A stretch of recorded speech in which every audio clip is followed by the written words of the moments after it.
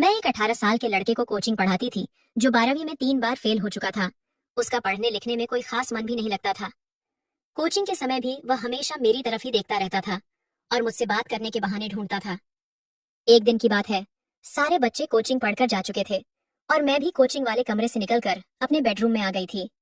तभी अचानक से मोहित मेरे कमरे में आ गया और कहने लगा, मैम, अगर मैं किसी दूसरे तरह से कोचिंग की फीस भर दूं तो आपको कोई दिक्कत तो नहीं है? मैंने कहा, नहीं, मुझे क्यों दिक्कत होगी। और इतना सुनकर उसने पूरे जोश के साथ मुझे बेड पर। हेलो दोस्तों, आज की इस रोमांचक कहानी में आप सभी का स्वागत है। मेरा नाम निकिता है और सब प्यार से मुझे निक्की बुलाते हैं। मैं 12वीं के बच्चों को अपने घर से ही कोचिंग देती हूँ। मेरे पास लड़के और लड़कियां दोनों ही कोचिंग पढ़ने आते हैं। कोचिंग पढ़ाकर मैं महीने के 20 से 25 हजार रुपए कमा लेती हूँ, पर फिर भी मेरा घर खर्च मुश्किल से चल पाता है। किसी किसी महीने मुझे पैसे की बहुत तंगी हो जाती है, लेकिन मेरे पास जितना भी था मैं उससे खुश थी। एक दिन की बात है, मैं अपने कमरे में बैठी हुई थी, तभी मेरे दरवाजे की घंटी बजी।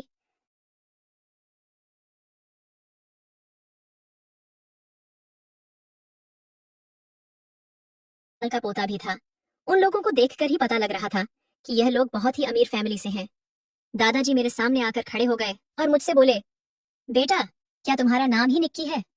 मैंने कहा, जी दादाजी, मेरा नाम ही निक्की है। क्या आपको मुझसे कोई काम है? उन्होंने अपने पोते को आगे बढ़ाते हुए बोला, ये मेरा पोता मोहित है और मैं चाहता हूँ कि आप इसको 12वीं की कोचिंग दो। उनकी यह बात सुनकर मैं हैरान रह गई। एक इतना अमीर व्यक्ति अपने पोते को मेरे पास कोचिंग के लिए क्यों लाया है, जबकि इस शहर में बड़े बड़े कोचिंग सेंटर हैं जहाँ पर हर तरह की सुविधा दी जाती है। मैंने अपनी यही दुविधा उनके सामने रख दी तो वो बोले, बेटा, ये 12वीं में 2 बार फेल हो चुका है। मैंने शहर के बड़े बड़े कोचिंग सेंटर में इसे पढ़ाया है, लेकिन कोई फायदा नहीं हुआ। मैं तो लगभग हार ही मान चुका था कि ये कभी 12वीं पास कर भी पाएगा या नहीं। लेकिन कुछ ही दिनों पहले मैंने अपने मोहल्ले के एक लड़के से आपका नाम सुना। उसने मुझे बताया कि आप बहुत ही प्यार से सारे बच्चों को पढ़ाती हैं और आपके पढ़ाए हुए बच्चे अच्छे नंबरों से पास होते हैं। यही सुनकर मैं इसे आपके पास ले आया, क्योंकि कभी कभी जो काम बड़े बड़े लोग नहीं कर पाते, वही काम एक साधारण व्यक्ति अच्छे से कर देता है। दादाजी की बातों में मुझे सच्चाई नजर आ रही थी। मैंने उनसे कहा, आप परेशान मत होइए, मुझे पूरा यकीन है कि इस बार मोहित 12वीं जरूर पास करेगा। मैं बाकी बच्चों से एक महीने के 3 हजार रुपए लेती थी, लेकिन मोहित के दादाजी ने मुझसे कहा था कि वो मुझे एक महीने के 5 हजार रुपए देंगे। दादाजी ये सारी बातें करके चले गए और मोहित को उन्होंने उसी दिन से मेरे पास कोचिंग के लिए छोड़ दिया।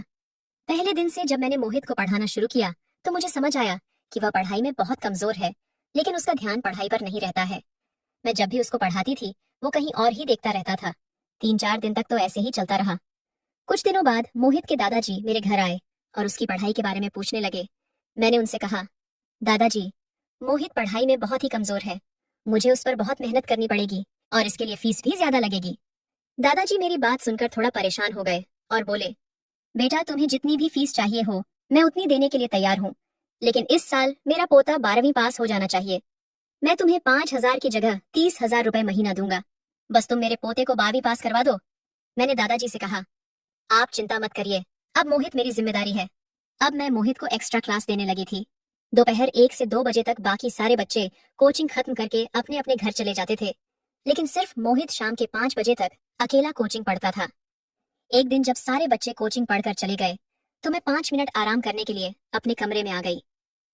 5 मिनट बाद जब मैं अपने कमरे से बाहर आई तो मैंने देखा कि मोहित मोबाइल चला रहा था। मैंने उसके हाथ से मोबाइल ले लिया। वो फोन बहुत ही महंगा था। एक 12वीं क्लास के बच्चे के हाथ में इतना महंगा फोन देखकर तो मैं हैरान ही रह गई। जैसे ही मैंने उसके हाथों से मोबाइल खींचा तो वो मोबाइल वापस लेने के लिए जिद करने लगा। इस खींचातानी में मेरा पल्लू नीचे गिर गया और अचानक से मेरे उभार मोहित के सामने आ गए। ऐसा होते ही मैंने तुरंत मोबाइल छोड़ दिया और अपना पल्लू ठीक करने लगी। मैं उसे एक छोटा बच्चा समझती थी, लेकिन उसकी नजर बच्चों वाली नहीं थी। मैंने उससे कहा, मोहित, अब तुम घर जाओ, कोचिंग खत्म हो चुकी है। वो अचानक से मेरे पास आकर बैठ गया और मेरे हाथ पर अपना हाथ रखते हुए बोला, मैम, मुझे माफ कर दो, मुझसे गलती हो गई। उसका स्पर्श मुझे बच्चों वाला नहीं लग रहा था।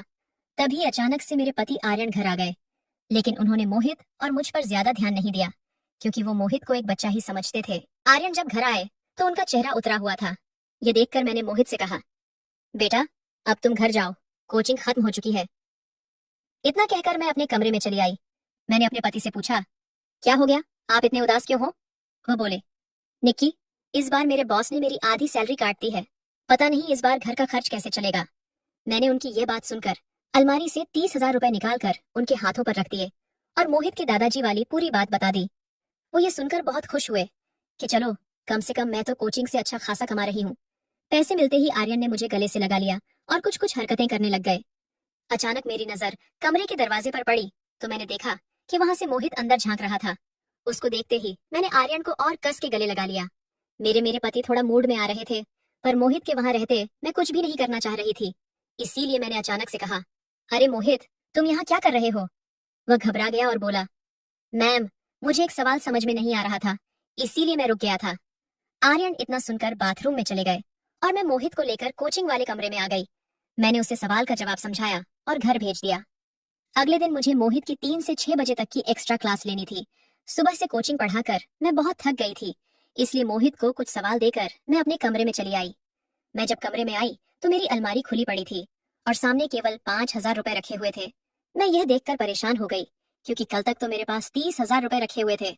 मुझे समझ नहीं आ रहा था कि बाकी के पैसे कहाँ गए। मैं बहुत ही मेहनत से बच्चों को पढ़ाकर एक रुपए जोड़ती थी। ये सब देखकर मेरी आंखों में आंसू आ गए और मैं वहीं बैठकर रोने लग गई। कुछ देर बाद मोहित मेरे कमरे में आ गया और उसने मुझे रोते हुए देख लिया। वो बोला, क्या हो गया मैम? आप रो क्यों रही हो? सब ठीक तो है ना?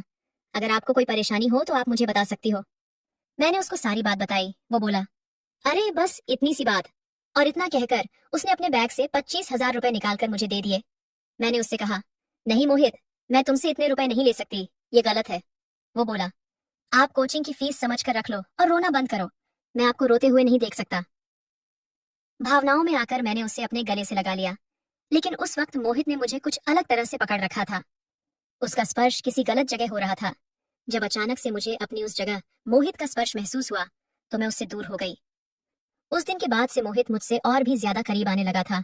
वो मेरे साथ बहुत हंसी मजाक करने लगा था। दिन ऐसे ही गुजर रहे थे। अब मोहित की नजर फिसलती ही जा रही थी। एक दिन मैंने ध्यान दिया कि वो मुझे अजीब नजरों से घूर रहा है, पर मैंने इस बात का विरोध भी नहीं किया।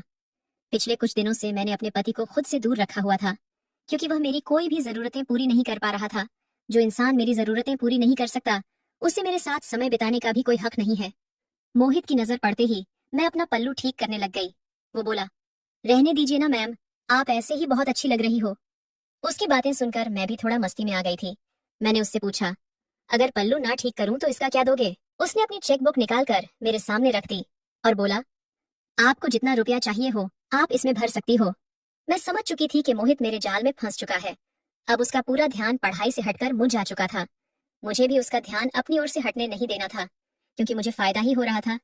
अब वो रोज ही मेरे लिए महंगे महंगे गिफ्ट लाने लगा था और मेरे पास पैसों की भी कोई कमी नहीं होने देता था। एक दिन शाम को मोहित के दादाजी उसे लेने आए और मुझसे बोले, निक्की, मैंने मोहित की कोचिंग आपके पास लगवाकर बहुत सही फैसला किया है। वह रोज ही बहुत मन से आपके पास कोचिंग के लिए आता है। उसने शायद अभी तक एक छुट्टी भी नहीं ली है, तो इससे मुझे लगता है कि आप उसे बहुत अच्छे से पढ़ा रही हो। अब ये तो मैं ही जानती थी कि मोहित को पढ़ाई से मोहब्बत थी या किसी और चीज से, और ये बात मैं उसके दादाजी को बता भी नहीं सकती थी। एक बार मोहित ने मुझसे कहा, मैम, मुझे कुछ शॉपिंग करने के लिए मॉल जाना है, क्या मैं आज की छुट्टी ले सकता हूँ? मैंने उसे छुट्टी दे दी तो वो बोला कि आपको भी मेरे साथ चलना है, मैं आज आपको कुछ अलग तरह के कपड़ों की शॉपिंग करवाऊंगा। मुझे मॉल में ले जाकर वो मुझे बहुत ही महंगे महंगे कपड़े दिलाने लगा। मैंने उससे पूछा, तुम मेरे ऊपर इतना खर्चा क्यों कर रहे हो? अगर तुम्हारे दादाजी को इस बारे में पता चल गया तो हमारे लिए अच्छा नहीं होगा। वो बोला, आप चिंता मत करो, मेरे पास इतने पैसे हैं कि अगर मैं आपको महीने भर भी शॉपिंग करवाता रहूं तब भी किसी को पता नहीं चलेगा। उसकी बात सुनकर मैं हैरान रह गई। मैं समझ चुकी थी कि मैंने एक बहुत ही सही लड़के को अपने जाल में फंसाया है। उसने मुझे ढेर सारे कपड़े और महंगा मेकअप दिलाया, जो शायद मैंने अपनी जिंदगी में कभी नहीं देखा था। उसने मुझे पूरा मॉल घुमाया था, जिस वजह से मैं बहुत थक गई थी। घर आकर मैं नहाने चली गई और अपना नया बाथरोब पहनकर बाथरूम से बाहर आई। मुझे उस हालत में देखकर मोहित तो पूरी तरह से अपने होश गवा बैठा। वह मेरे करीब आकर मेरे पूरे शरीर पर अपने हाथ फेरने लगा और बोला, आज तो आप आसमान से आई हुई किसी परी की तरह लग रही हो। मैंने उसे खुद से दूर कर दिया तो उसने मुझे और भी तेजी से अपनी ओर खींच लिया। मोहित बोला, मैम, आपको जो कुछ भी चाहिए था मैं आपको सब कुछ दे रहा हूँ, तो इस हिसाब से आपको भी मुझे कुछ देना चाहिए। अगर आप मुझे वो सब नहीं दे सकती तो मेरा यहाँ आने का भी कोई मतलब नहीं है। मैं कल से आपके पास नहीं आऊंगा। मोहित की ये बात सुनकर मैं बहुत डर गई थी।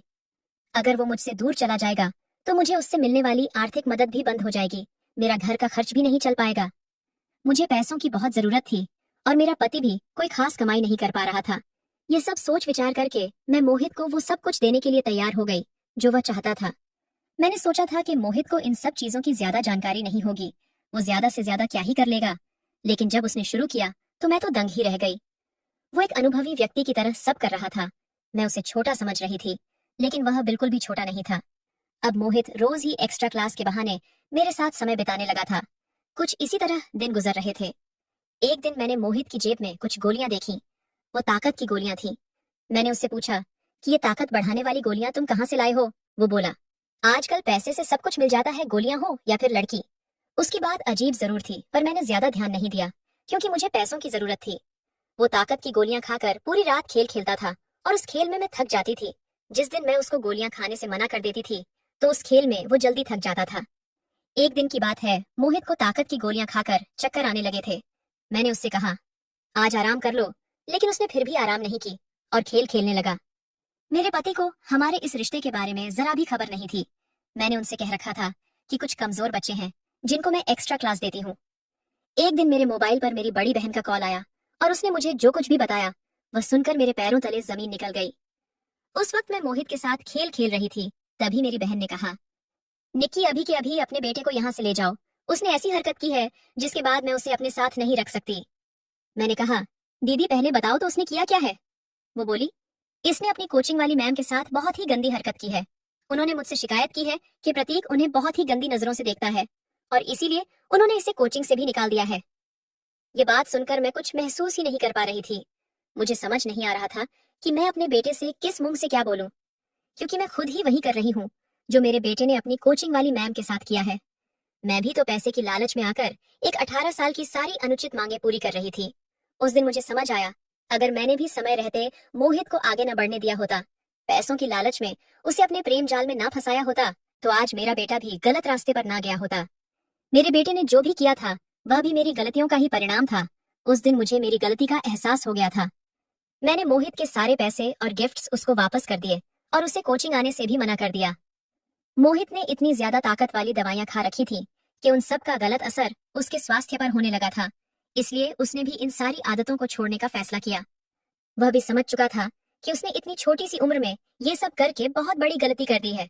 मोहित ने ठान लिया था कि वह अब से अच्छे से पढ़ाई करेगा और 12वीं पास करके दिखाएगा।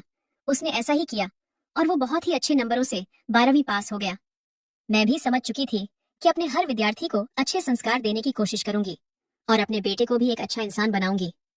कमेंट करके जरूर बताइएगा कि आपको ये कहानी कैसी लगी। अगर आपको ये कहानी पसंद आई हो तो इसे लाइक करें और अपने दोस्तों के साथ भी शेयर करें। आगे भी ऐसी रोमांचक कहानियों के लिए हमारे चैनल को सब्सक्राइब करें और बेल आइकन दबाना ना भूलें। अपना और अपने परिवार का ध्यान रखना। Thank you.